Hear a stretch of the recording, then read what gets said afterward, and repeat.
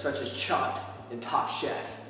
Now, the crazy thing about these things is that no matter what these people are cooking, as odd as some of the ingredients may be, or as hard as some of the challenges may be, or what limited options that they have to use to cook with, one of the most important things that they always stress in these shows is the seasoning of the food.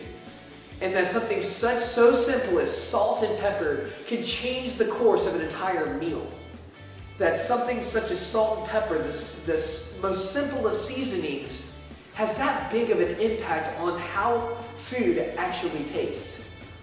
And so it makes me think about when Jesus is teaching the Sermon on the Mount, and he says to the disciples gathered around him and the crowd that has gathered around him as well, he says, "You are the salt of the earth. But if salt has lost its taste, how shall its saltiness be restored? It is no longer good for anything except to be thrown out and trampled under people's feet."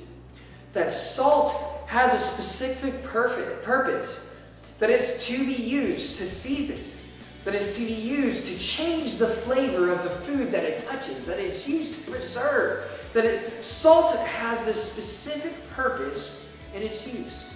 And that if it loses that purpose, if it loses that salty taste, then it's completely worthless.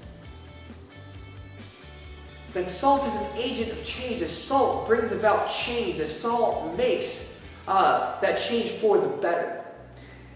Jesus then continues on going, saying that you are the light of the world. A city set on a hill cannot be hidden. Nor do people light a lamp and put it under a basket, but on a stand, and gives light to all in the house.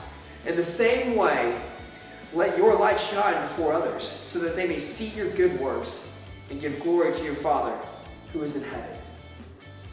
That with both salt and the light, there be agents of change, that these things, that salt and light, change the entire course of the earth. That they are to go out there and to make a difference, seasoning and giving light to this world that has lost its flavor and is sitting in darkness.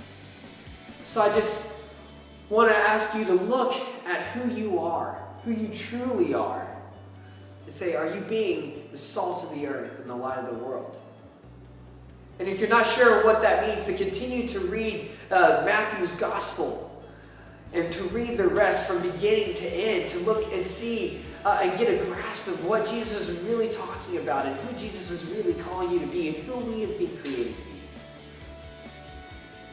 And to see, are we being the salt of the earth and the light of the world? Are we in fact being agents of change?